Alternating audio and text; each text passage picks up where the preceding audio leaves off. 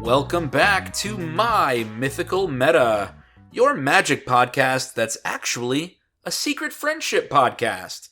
The magic is really the friends you made along the way, and I am joined by the entire Mythical Meta crew.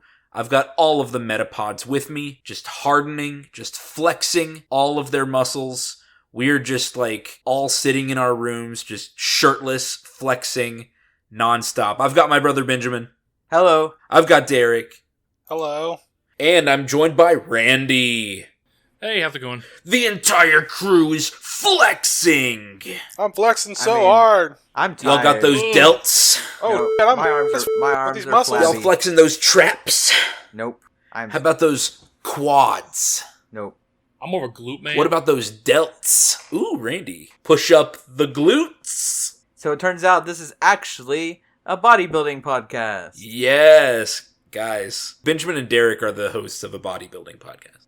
Everyone is here. What have you guys been up to? Been eating this cookie cake. Tell us about it. Well, I don't know what it said, because I've eaten it so far, but it was a chocolate chip cookie, it seemed like. Had some pink, white, and purple icing. It was good. Had a good time eating it. I love it. Cool. Awesome. Benjamin, what have you been up to? Are you off school yet? Finally, yes. Today was the last day. Cool. It was a teacher work day, but I actually finished everything yesterday, and so very nice. Show up for meeting and then just kind of putz around for a little bit, and then I took everything downtown to set up my office. So Cool. So have you officially decided that schooling is done? So yes, I rejected the contract, and Ooh. Nice. I am now Stop for Got ever. Got him, Benjamin. Yes. Except as soon as I did that, I got a call. Oh, I got a call this afternoon at my office, saying, "Hey, would you be maybe interested in teaching a dual credit class?" Benjamin, don't. I'm willing to teach the dual credit class. Just go in 1 hour a day and then leave again, without all For the some responsibility. scratch? Hell yeah. Okay. So I'll talk about it with them. I don't know. You say without the responsibility. I highly doubt that those high schoolers are not going to still act like high schoolers. Oh, they will still act like high schoolers, absolutely. But I don't mean that responsibility. I mean without without having a classroom or needing to do I don't know. I'm gonna lay down some expectations about. That's right. I will come back. Here's what I need from you, and if they say yes, then great. And if they say no, I'll say, well, I can't do that. It ain't for me. Okay. Very cool. I'm so proud of you. Thanks. Yeah. So I'm now self-employed. So buy dice, people. Randy, what have you been up to? Actually working on one of my New Year's resolutions of trying to lose a little bit of weight. Ooh. I'm down about 10-15 so far. Whoa. Last few weeks. Nice. Congrats. Hell yeah, brother. Yeah, so that's good. Trying to get a little bit leaned up for our trip. Yeah. So, and other than that, it's mostly just going through my Instagram, which is nothing but Japan. Hot single ladies Tips. in your area. No. It's tips and tricks and travel hacks. Yeah. And I'm like, oh man, I've seen these 10 travel hacks 100 times by now. So they're probably good. They're just It's very like, basic. hey, Yeah. don't forget your stuff. Bring your passport. I mean, a lot of them are like, here's 10 phrases to learn. All Yeah. right. My new passport came in, Randy. Oh, nice. I was gonna try to get mine renewed, but then I was like, no, I'm actually trying to save money. I don't want to spend $120 when I don't have to. Is your passport still good, though? Yeah, it's good until end of August. Ooh, okay. So you're cutting it close then. I mean, we're leaving August 2nd. Yeah, but if y'all get delayed for any reason. Oh. Darn, I guess I'm just stuck here. You're stuck in Japan. Guys. Oh, I guess no. I'm just... Oh, no. How awful. Oh, no. I'll send for Nikki and my cats. Oh, my God. Well, yeah, mine came in, and the picture is just just top of my head and then beard. And it goes all the way out of frame. Oh, my God. Who took it's like one of those Walgreens photos? Yeah. And that's how they did it? Yeah. No, it's required to be a certain size. Yeah, no, I get that. It's just so it's not like they could zoom out to see the rest of my body or anything. But it's just It's just nose up to a bald head and then beard all the way down. It looks so cool. Guys, I went to a birthday party at Chuck E. Cheese today. Ooh. Noon on a Thursday. What is going on? Yeah, it was First off, awesome. I didn't know they still had Chuck E. Cheese's. Oh yeah. I was talking to Kristen, like, how in the world did the people making Chuck E. Cheese get a rat mascot approved? Man, They probably I had watched rats in one their kitchen. video. Let's make a pizza place, and our mascot is going to be a rat. Who approved that? Just a rat smoking a cigarette. It's like Disney. No, dude. I literally, maybe a month ago, when I was driving home, listened to some, 25-minute video on YouTube talking about, the history of Chuck E. Cheese and Really? how things... Yeah, and it was kind of interesting. It talked about how, initially Chuck E. Cheese, it was meant... I mean, it was still, a family kind of place, but it wasn't, arcade. It was, Chuck E. Cheese was, an insult comic. Oh, interesting. There would be an actual person, I think, doing, a bit. Okay, that's kind of funny.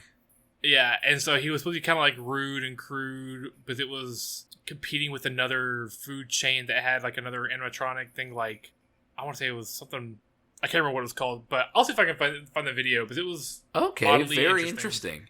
Well, at Chuck E. Cheese now, it's just a giant LED plasma TV or whatever, and Chuck is a Muppet now. Oh, okay. Yeah. Which I think is a better move than the creepy animatronic band. And then a real Chucky did come out for the singing happy birthday part. But you could tell it was just a sad employee in an outfit. Yeah, you hate to see it. You could tell by their body language. As an adult, you're like, oh, I'm so sorry, dude. I know. God, I'm so sorry. As they were leaving to go backstage, I was like, thank you for everything you did today. Hey, I got a spliff. You want to split it with me? I found it. It was a John Oliver Last Week Tonight. Okay. So it's good. Okay, yeah, I will definitely check that out. Speaking of New Year's resolutions, I think I said it when we did it, but I completed Mass Effect 3 Legendary Edition. Ooh. Nice. I did Good the whole job, Derek. trilogy. Finished it, I think, on Saturday or Sunday, and I enjoyed the DLC Citadel so much that I immediately jumped into another playthrough. Woohoo, very cool. I got a sickness. All right, well, welcome back, everyone. This week we are going to give a shout out to Becky. Hey, Becky. Becky! Thank you so much, Becky, for your contribution. Thank you for your loyal patronage. If you want to be a patron, you can join our Patreon at patreon.com/mymythicalmeta. What are some perks? Benjamin, start us off. If you become a patron, you can get 20% off at eldoradogaming.com, where we are getting new dice updated regularly, and you can always level up your gaming experience by becoming a patron. Just one order at eldoradogaming.com pays for your Patreon subscription. With that 20% off code, you mean? Yes. Yeah. Cool. Randy, what's another perk? Ready to sleep at the wheel. Early and ad-free... No, I just didn't have the thing pulled up. Early and ad-free content. That's right. Patrons get all of our content a few days early. When we get ads, the patrons will never know, because all of their content has been ad-free and will stay ad-free all along. Yep. The rest of you will be punished by capitalism until you give us your capital. That's right. The rest of you will see Nissan ads start popping up out of nowhere. It's Hyundai-a-thon! The rest of you will be like, Blue Apron, the best meal plan I've ever seen. It'll Feeling just depressed? randomly be Try me being BetterHelp. like... No, it'll be me being like, guys, as a bald person, I can't speak enough about the Freedom Razor. Ugh.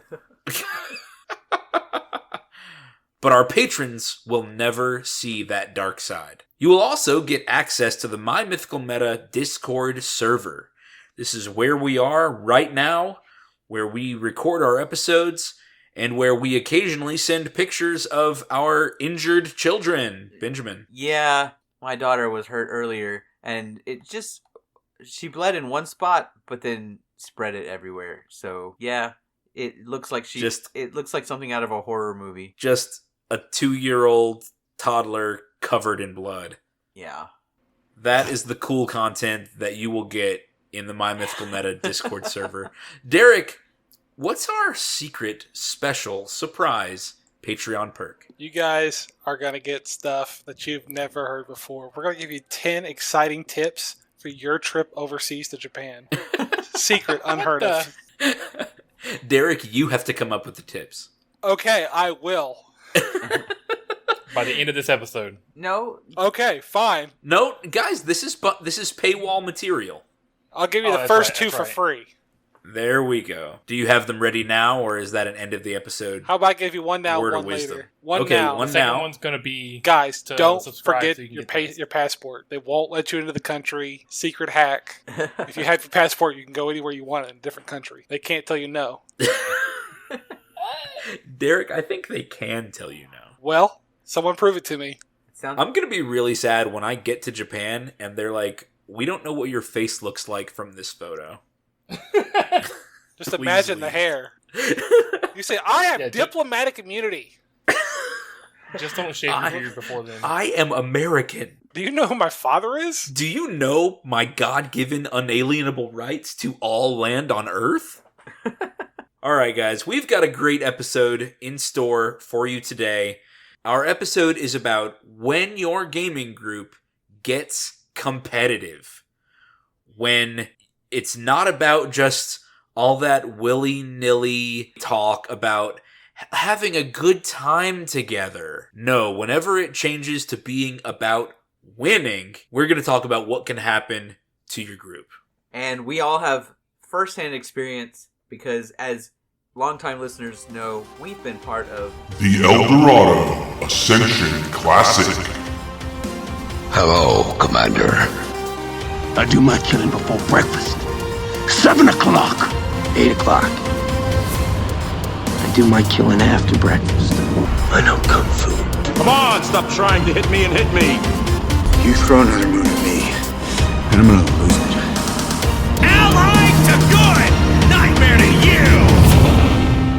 you! Yeah, we played the final session of Ascension Classic 1 last weekend. We have been in a competitive meta for about 6 months now. How many official meta sessions did we have? 20. Oh, We had 20 games. 20 games over 1, 2, 3, Was it 4, 6 5? sessions? 5 sessions. Over 5 sessions.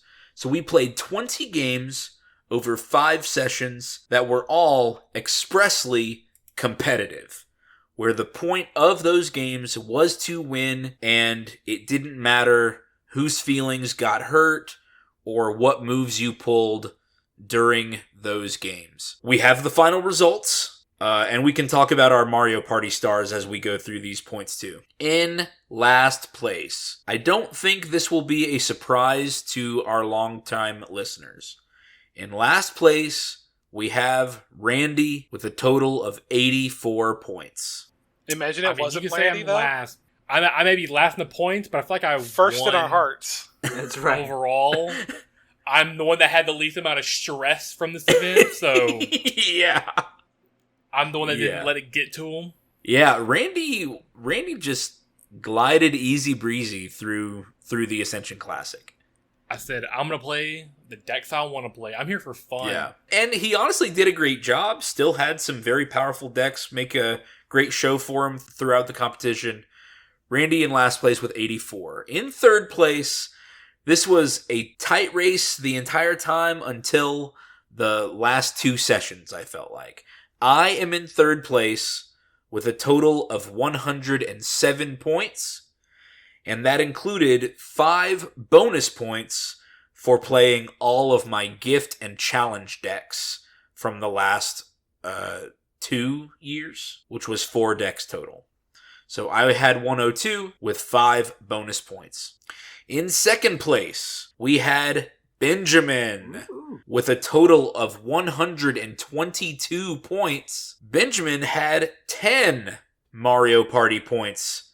Benjamin had the most first place finishes throughout the competition, which was worth 5 points. And then he also played all of his gift and challenge decks, which was also worth 5 points. So Benjamin's score was 122 in first place. That leaves us with Derek. And guys, Derek's point total was only one more than Benjamin's. 123 points. Oof, Insane. it was close. That it became that close of a race. Yeah. Derek scored his last 5 Mario Party points by having the most last place finishes.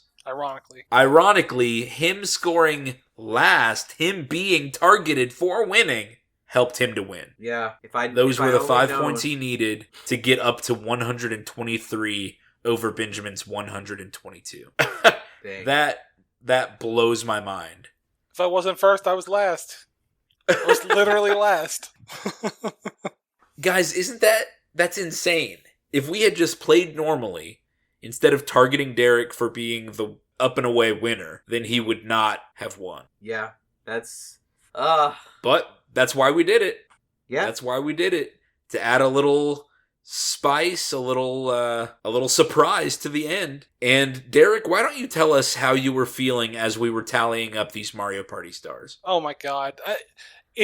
So the reason why we're calling it Mario Party stars is because in Mario Party, you can play out of your mind, you could be ahead all game, and then when it comes time for the end of the game, they say, wow, Derek's got, 18 stars or something like that. You're only supposed to get like 5 at most.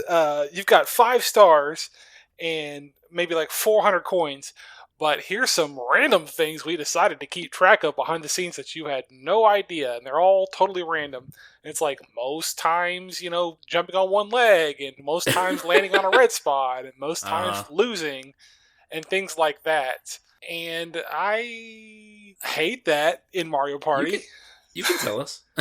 Yeah, in Mario Party, I hate Mario Party because of that mechanic, and I never want to play it. But just to be so, and I get it, it's for kids, so it's like, maybe the kid that's been behind can beat their parent with these bonus stars or whatever, or what have you. But here I was thinking I had won, and then we started tallying up all these Mario Party points that I totally forgot about, and I'm like, oh my god, I'm about to lose it all, and I was gonna be real messed up about it. Yeah, y'all. Derek was fuming as we were counting up these Mario Party points, but he still came in and clutched the win, and we're all very proud of him. I'm proud of him. Like the play that Derek turned in this season was absolutely insane. Yep. Just his Elenda and Joda decks by themselves were huge point scorers throughout the entire season. Yeah, they were. It's my opponents that make it competitive. So if you guys weren't meeting the challenge, it wouldn't have been any kind of thing. I would have won. That would have been the end of it. It wouldn't be very fun. Yeah. It was fun. I was thinking I was a little too cocky, I guess, seeing like I thought I had won already, and then it all started crushing down. I already told my wife I had won, so then I'm going to have to go out there and tell her that her husband's a loser. No, you did great. You still won. Honestly, this experience, it was a lot of fun for a lot of things. And I want to talk first about the things that we liked about having a highly competitive meta for these past 6 months. That's the focus of today's episode, is when your group gets competitive, how are things going to change? And we're going to talk about the things we liked about being in a competitive meta first, and then we'll switch and talk about the complications and the changes that it made us go through. So let's talk about the things that we liked first. Benjamin, start us off. What's something you liked about the Ascension Classic? I liked that it gave us, with our specific point structure, an incentive to build new decks and play with new decks. And so it kind of created a forced variety. I could imagine a world where Derek played Joda and Elenda every single time we sat down, and there were some days where we get together and we only play 3 games. And if 2 out of the 3 were going to be against Joda and Elenda, it wasn't going to be that fun. And so the fact that our point structure encouraged variety, diversity, and a chance to experience new things, it encouraged you to build new things so that you didn't have to worry necessarily if your new thing was going to win, because You at least got points for even just playing it. Yeah. Those sorts of things I liked. And so I think the lesson that can be learned from that is, if you are going to make your group competitive, make sure that the things that earn points are the things that you want happening in your great game group. You know, incentivize the things you want to happen. Yeah. As we were talking and getting ready for the episode, we were going through all of the achievements that we had listed as part of our competitive scoring structure, and we were reminding ourselves, what was this meant to encourage? Did it actually happen? Do we actually feel like it met its goal? And I certainly think that most of our achievements felt that way, especially the rewards for playing other people's decks, the rewards for playing different colors, different color combinations, the rewards for ingenuity if a deck that you built won, even though somebody else played it. I liked those achievements and the opportunity to earn them. Yeah. Derek, what's something that you enjoyed about our competitive experiment, the Ascension Classic? Yeah, I think my favorite thing was that it incentivized me to build new decks also. I think I've talked about it on other episodes or previous episodes where, like, you know, I build maybe 2 decks a year or something, you know, maybe 2 or 3 decks a year, and it would take me so long to make them.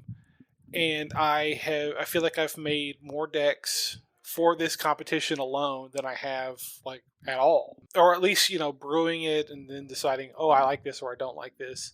Mm-hmm. But it's been a lot of fun to, like, hey, I'm going to surprise him. And, you know, like, I'm going to surprise him with this new deck, and, you know, we'll see how they react or whatever. Yeah.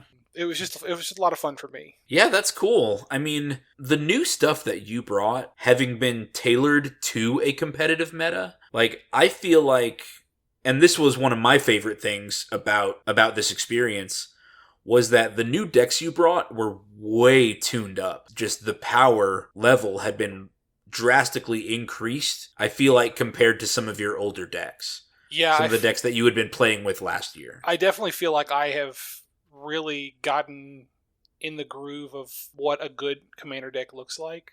Yeah. And or at least how to cater to my own likes and dislikes, and, like, you're like, hey, I want to play big spells, so I need to have this kind of ramp, these kind of lands, this kind of protection, that kind of stuff to make the strongest deck possible. So as the competition went on, and I took first place, and it just kind of stayed on top, you guys were gunning for me, and I felt like I had to really kick it into overdrive if I wanted to stay in first, which I guess is a double-edged sword there.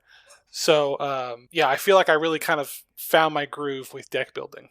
Yeah, the few times that I made new decks over the past couple months, especially, like, even in the last month, because we just finished some of our episodes about deck building tips, I was putting y'all's recommendations and y'all's tips into effect on the decks that I was tuning up. I would go back to some of my old decks and tune them up to try to make them better than they were, because I said, if I want to play this deck in the Ascension Classic next week, I need to power it up. For example, last week I played Karametra, God of Harvests, and before I played that deck, I've probably had that deck for 2 or 3 years, but I went through it and took out some of the weaker cards and just added in more card draw.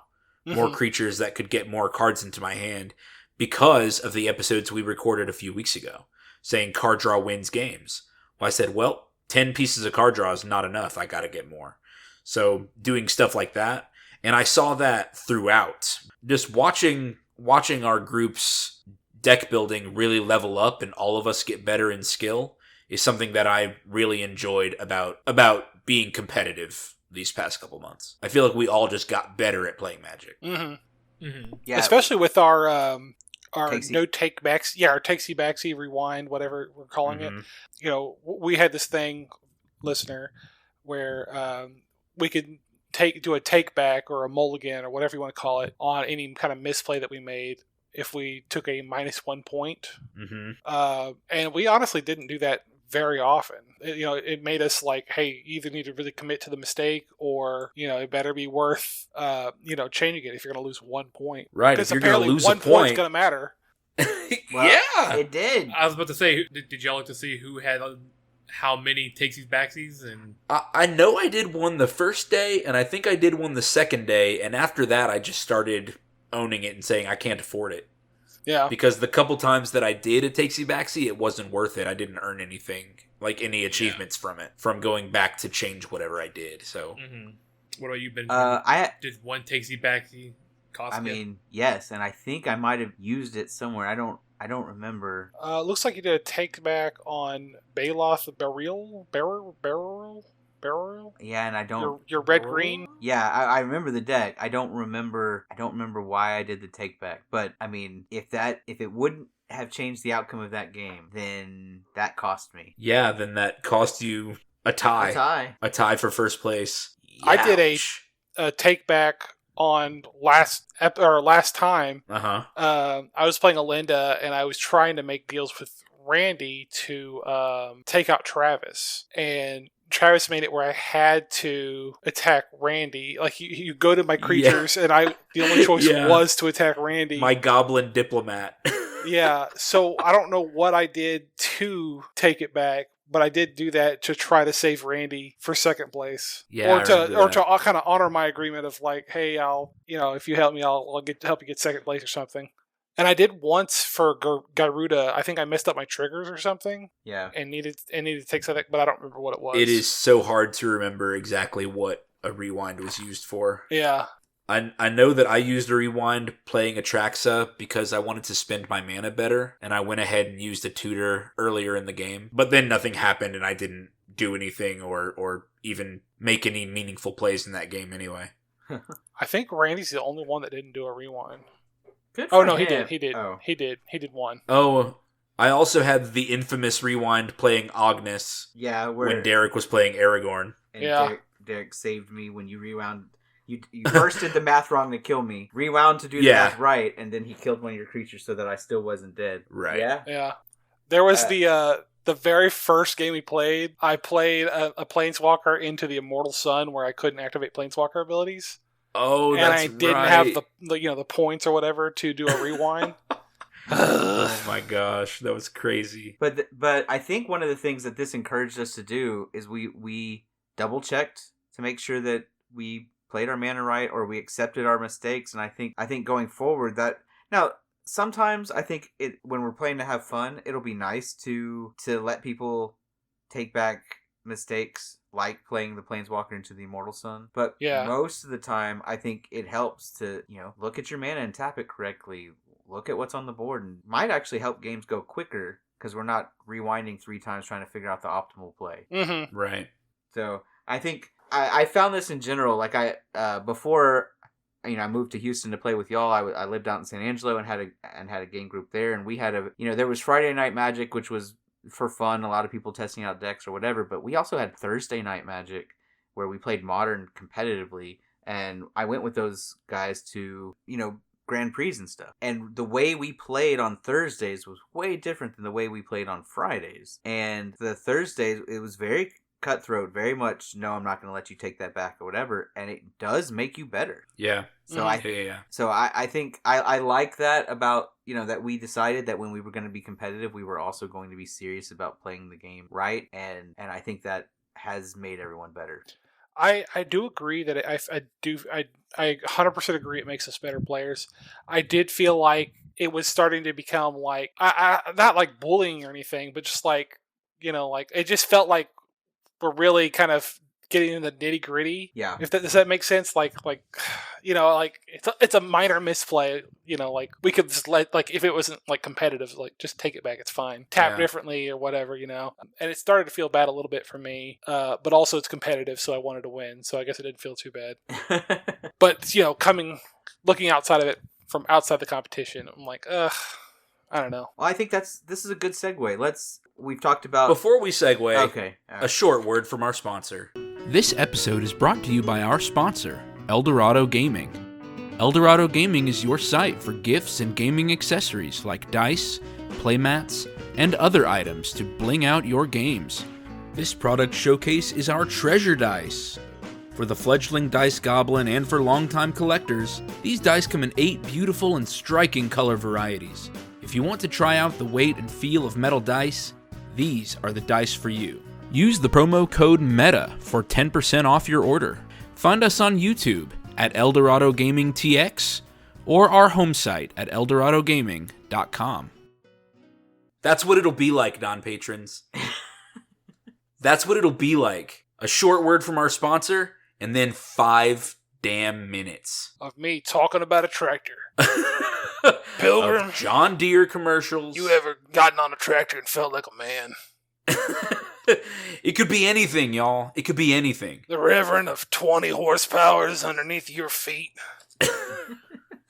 And we're back. Right. Yeah, we just finished talking about the things we liked about being in our competitive meta, and now I think this is what we really want to talk about, is the things we didn't like, and the changes that we're probably going to make in the future if we ever do it again, and, you know, what are the things that kind of gave us the ick about the Ascension Classic and being in this hyper-competitive mode for a few months. Derek, start us off. Yeah, so when you play a Commander game, you've already got 3 opponents.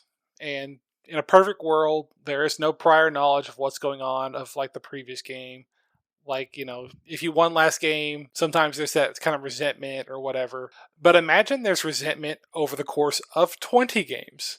Mm-hmm. And, you know, people know exactly how well you've done and how much you've done. So on top of 3 people already trying to make you lose, you have people hyper focusing you the whole time.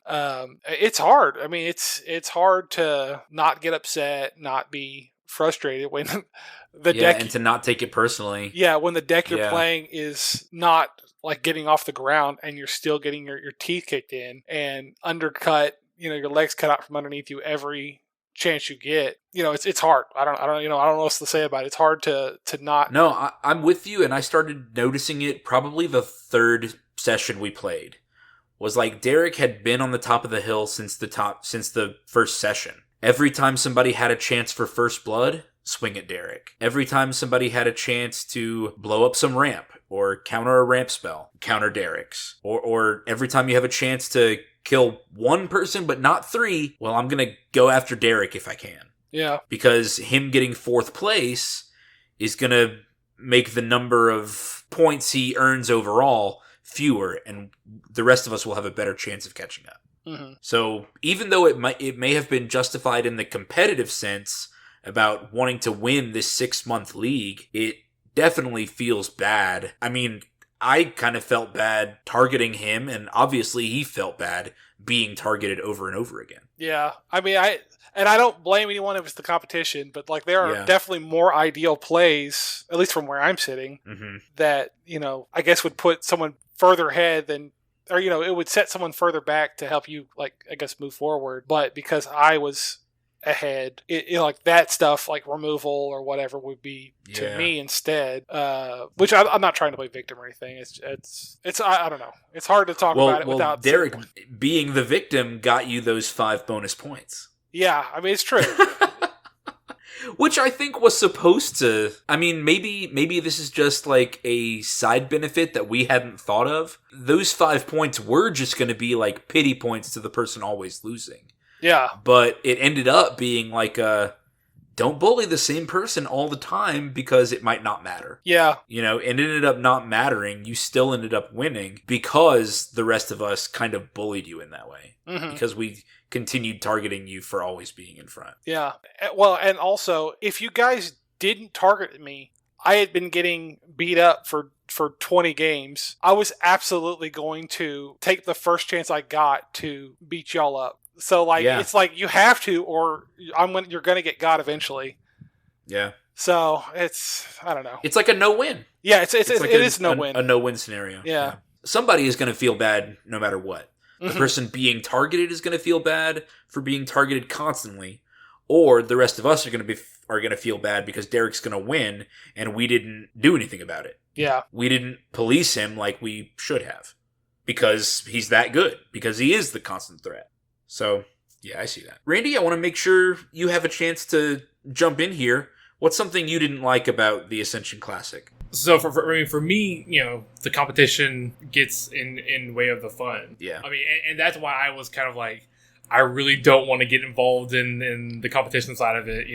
Like I just play to hang out with you guys. Yeah. So every single night afterwards, when something would happen there at the end, it's like someone was always leaving upset. Yeah. The first time it was me. Oh, I was so salty the first night after, and I even told myself, I was like, I'm not gonna let it get to me. It's like that, but it just. I don't remember what it was. Was it because we had given you those slow turn penalties? I don't remember. It could have been that. I still don't think I deserved the slow turn penalty, but it may have been that. I don't remember, but I remember talking to Nikki about it, and I was like, this is some bull. It's not fun. Da-da-da-da. And then the next session, I think Travis was salty after that. He did the takesy backsy, and then Derek countered the thing he was going to do that he spent a point on. Yeah. And so it was just all moot in the end. Yep. So the second session it was me. Third session, I think Derek got mad on one of the night, either 3 or 4. It might have been 3. No, I think it was 4. It was 4 because that's the one that you teamed up with Benjamin, or not teamed up. You helped Benjamin to kill. Yeah. Right. Because Derek and I were playing Frodo and Archelaus. Yeah. So I was like, again, afterward, I was probably talking to Nick. I was like, I told him this would happen. Everyone's getting upset, and I told them this is what's going to happen. And you were right. You were right, Randy. But we had to go through the experiment in order to know. I get that. We had to do that for the content for all these listeners. That's right. We had to do it for the show. I get it. I do. Yeah, something that I noticed, and obviously we've talked about it, but the fun had already started to dip session 4 of us doing this. Mm-hmm. Because I remember us having dinner at Big City Wings and just being like, yeah, man, I have some decks I want to play, but I can't play them in the competition. Yeah. Or just like, man, Derek, I feel bad for targeting you, but I got to keep doing it for the competition. Yeah. These things had already started coming up. These issues had already started coming up. And the fun had already started to dip. And because it was for points, because the point was to win, we kind of felt like there were some behaviors that we had to keep participating in. Mm-hmm. Yeah. I know I had new decks in mind, and I even built a few new decks, but I knew that they wouldn't win, or I knew that they wouldn't score many points. They were just going to do something wacky in the game. And I'd be throwing points away if I played those decks. So even if I had a fun deck that would do something weird, I couldn't bring it out because it's not aligned with the competitive games we were playing. Mm-hmm. Yeah. And that happened the very last session. Me and Derek and Randy got a game in before Benjamin showed up. And I had brought in my newest version of a group hug deck using the card Forced Fruition. Forced Fruition says that whenever an opponent plays a card, they have to draw 7 more cards. And I have been looking for a deck for 2 or 3 years to use Forced Fruition in some way in order to win. Now, obviously, giving my opponents lots and lots of cards, card draw wins games. That's going to give them so many options that they are likely to win. And so I finally had this newest idea where I wanted to make my opponent's decks disappear. And I ended up winning. I finally did it. It was fun to play, too. I know. It was crazy to play. But if I had pulled that card out in the Ascension Classic, 1, I would have had an extra opponent, Benjamin. But 2, I'm giving my opponents lots of answers, and to play in the most competitive way, well, they're just going to knock me out as fast as they can. And you're going to give us extra points for and I'm going to give you all extra points. And just any kind of points we want to, you're going to give us the answers to get those points. Exactly. So that was one of the issues for me, is I couldn't just play the decks that I wanted to. Even the bonus points that we were getting for playing different color combinations. I had decks of repeat color combinations that I wanted to play, but felt like I couldn't because I was going to miss out on points for that. Yeah. And before any listener thinks that, this is just because of the way you scored, or this is unique to Magic and not other formats. No, this is in any game that has a competitive scene, if you get involved in that competitive scene, you probably know about the tier list, or what is considered competitive and what's not considered competitive, or whatever. And your fun, dirtily deck that, or your fun play strategy or whatever is going to be your army in Warhammer that runs all big major characters and no grunts. Yeah, or your non-min-maxed character in an RPG if you're playing high power level. Yeah. Those things are discouraged to the point of you will lose and not be able to continue playing because you didn't bring the most competitive version of whatever you were doing. And I think a lot of our recent episodes, or actually I guess a lot of our middle episodes, you got go back a little bit, I've talked about how I've depowered some of my decks to make for a more fun experience. Or not even necessarily depowered, but I'll say I changed my playstyle and deck building strategies somewhat so that they weren't as oppressive. I wasn't always the archenemy, things like that. Well, that came back to bite me in the Ascension Classic, where I wasn't playing a lot of discard. I wasn't playing a lot of board wipes. I wasn't playing the things that I used to play to stop my opponents from doing things, and that let them go off more often and earn them points. And it's like, in an environment where you want to have fun first and foremost, competition will naturally get rid of some of the things that you might think are fun. Yeah, competition is going to make it so that only the best strategies rise to the top. Yeah. And so if you have something that you considered fun, but competition reveals that it's not a top strategy, well, you're incentivized to just stop doing that thing because it can't compete at the same level as everything else is, as whatever those top strategies are. Yeah. So another thing that kind of revealed itself that we had made one of the conditions of doing meta games is we had said at the beginning we were only going to do Ascension Classic games when it's the four of us. All four of us. And sometimes we would show up to the shop and have a stranger who also wanted to play. And we realized that we prioritized getting Ascension Classic games in more than helping this stranger get in a few games. Yeah. I think it happened 2 or 3 times where we said, unfortunately, we have a competition going where it's just the four of us. Yeah. And we can't let a stranger in.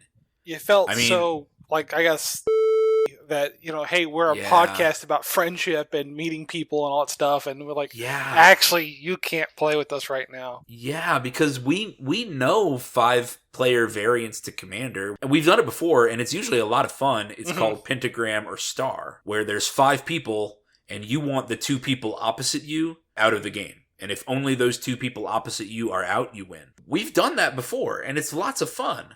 But because we were saying, no, we need to get games in so that we can rack up these points, so that we can have this competition, we were actually telling strangers not to play with us. And Derek, you're exactly right.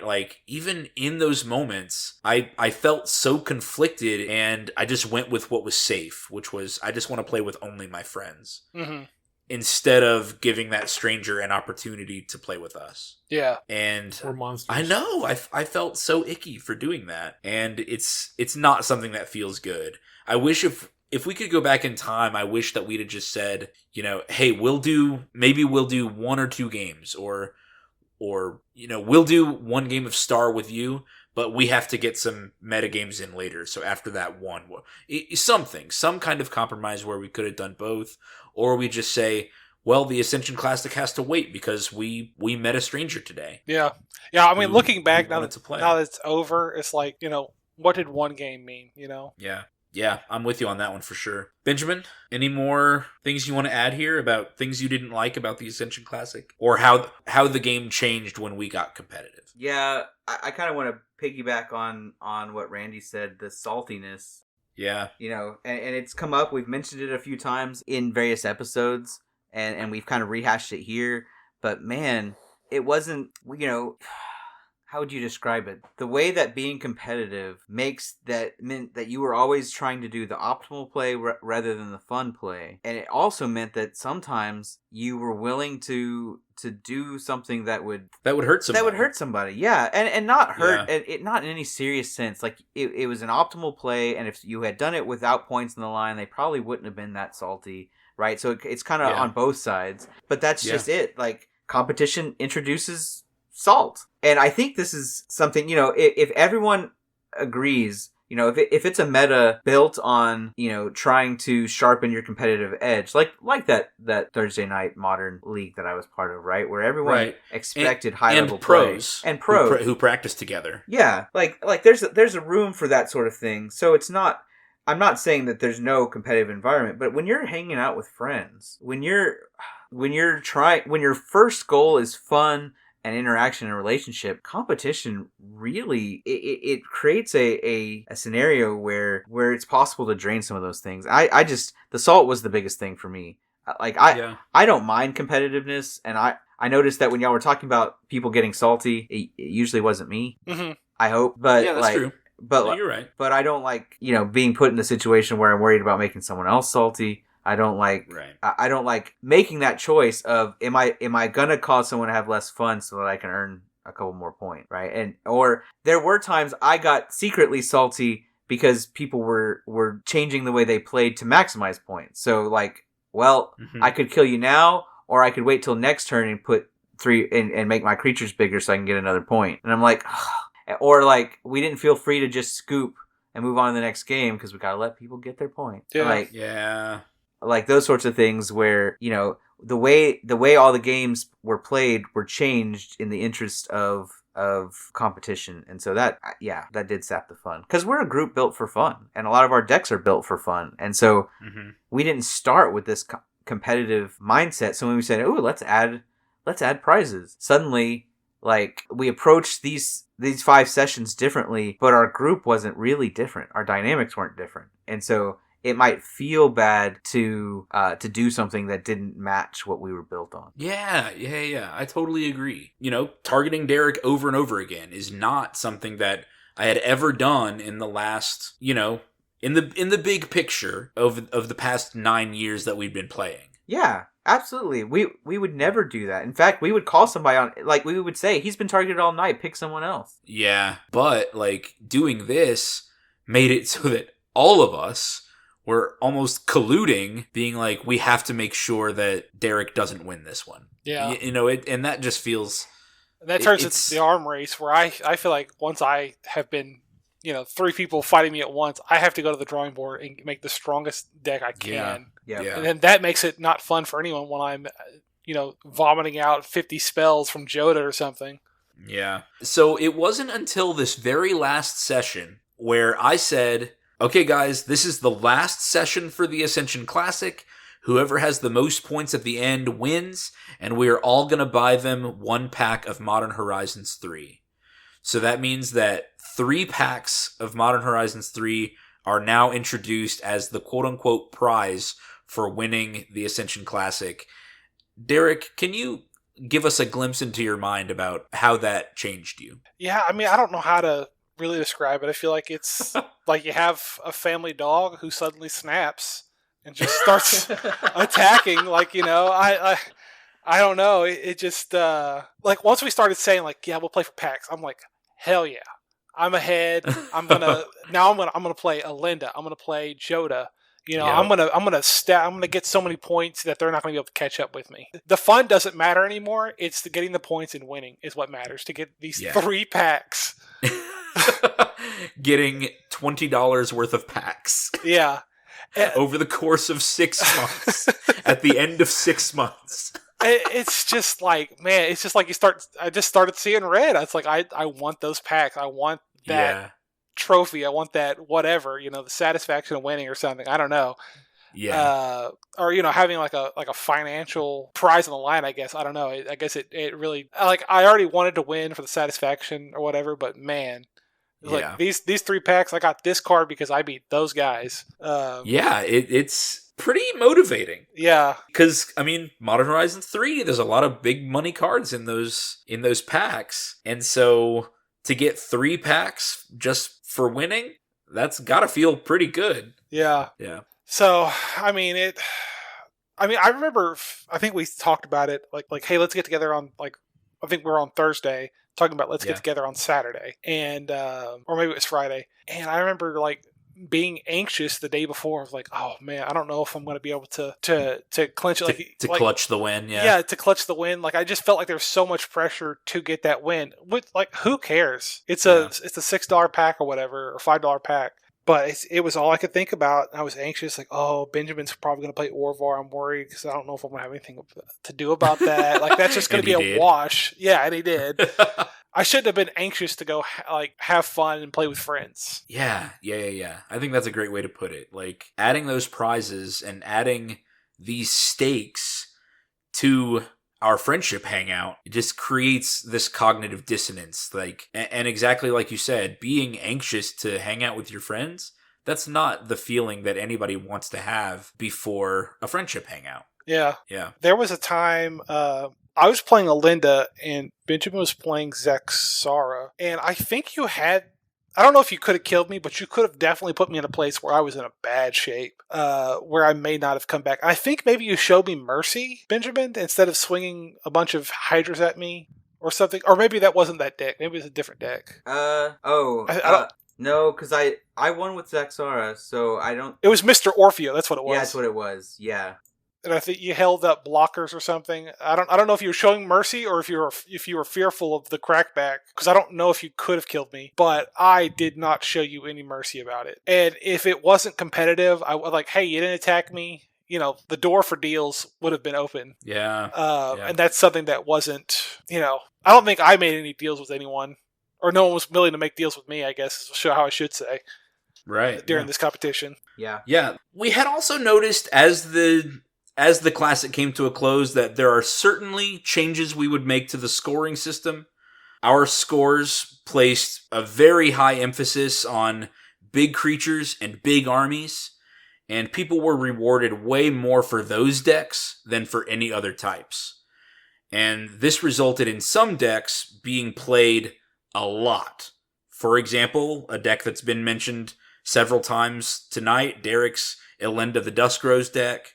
We've also mentioned Randy's Goshentai of Life's Origin deck over the past several episodes for how many points that it can score in a game also. It felt like those decks were played disproportionately more, or that those decks would earn a disproportionate amount of points for winning, even though other decks could win also, but not score as many points if they didn't do it in the right way. Mm-hmm. So that's definitely in consideration for something that we would change if we ever decided to repeat this experiment again. Another thing we could also do if we wanted to change this, we do our full day sessions like always, but then we just say, okay, the last game of the night is a league night. And instead of being 20 games long, maybe Ascension Classic 2 is only 5 games long. Ooh. And we only, it only goes up to 30 points. Yeah. Okay. I mean, that could be another way of still having a little bit of competitiveness,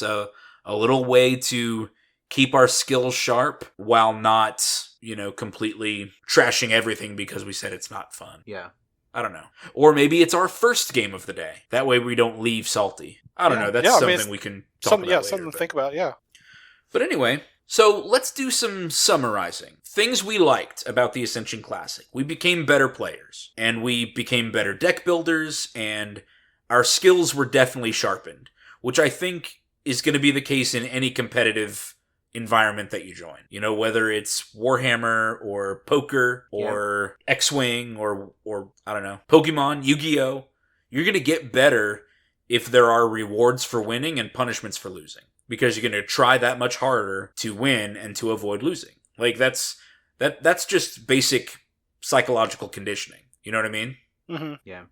If there's rewards for winning and punishments for losing, then you're going to become better and you're going to win more. But if the purpose of your meetings, if the purpose of your hanging out is for social fulfillment and enjoyment and fun, then we noticed that this hyper-competitive meta changed and interfered with some of those goals. Anything else you guys want to add? Recording your games alters things. Like, once people know what stats are happening, what decks are being played, that kind of stuff, The observation changes things. Once we started recording our wins, recording our losses, and I mean, obviously our points and stuff like that. But it just gave me brain worms. Yeah, like it just gets in your brain to see like, oh my god, Derek earned 12 points in one game, or Derek earned 15 points in one game, and I would just think to myself, that's unacceptable. Like, I'd be like, I could win every game for the rest of the night and not get 15 points. Yeah. So, like, and it would get in my head to be like, we have to keep Derek down at all costs. And I think for the rest of the night, Derek would make some comment about like, guys, my thing's not the threat or whatever. And I would just look at him and go, 15 points. Yeah. Yeah. Just as a way to discount whatever he had been saying. Yeah. And Derek, you're totally right that the act of monitoring our points and recording the data is going to change the data. It's going to change the way you play. Mm-hmm. Yeah. I do love collecting data. Huh? What'd you call it, Benjamin? Quantum gaming. Yeah. I do love collecting the data. I love to see what decks are getting played, how many times they've been played, how many times they've won, lost, whatever. I love to see that kind of information, but I wish there was a way to do that without other people knowing, I guess, like from some kind of like omniscient observer that can just control these things and I can just look it up at any time. Yeah. Is there any data you guys would like to continue tracking? Even outside of a competitive point tracking? Is there any data that you guys just like to see? I like the commander statistics tab we have, which has our commander, the owner, the deck color, and then it's got statistics of how many times they've been played, how many times they got first, second, third, fourth draws, and then from there you can determine what the win percentage is. I like that, and again, that's going to be one of those things where like now that we know that Joda has 100% win rate. Now it's like, we gotta take down Joda. We gotta kill Joda. Exactly. Whatever. It's gonna change the way we behave after seeing that, though. Yeah. I like the information. I just don't know if there's a way to keep it without it being, like, what am I trying to say?